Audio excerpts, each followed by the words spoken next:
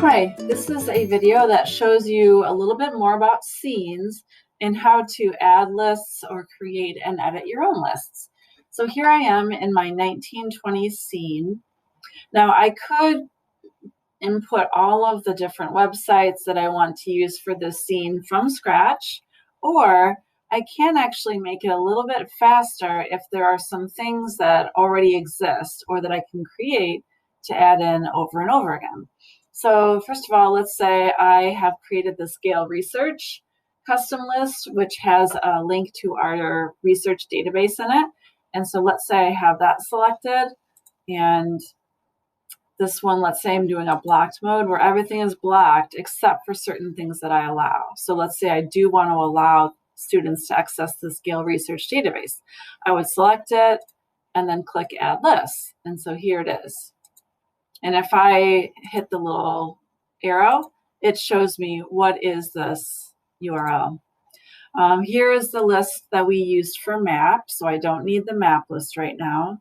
Let's say I do want to make sure Cami is allowed, and I want to make sure G Suite is allowed, because for G Suite there's a lot of different URLs, docs, sheets, slides, a whole bunch of different things. So if your students will need to access anything with their Google Docs, then you will want to make sure you have G Suite enabled if you're in blocked mode. Okay, and then when I'm finished, I can keep adding, or I can be finished like this.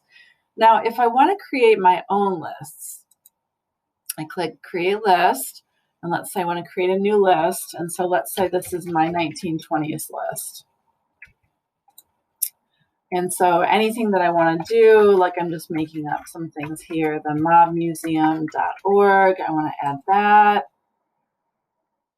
I want to add my decades. And I can just kind of keep on going like that, adding sites that I want to be on my list. And then I click save. And so now here's this one. I can say, whoop.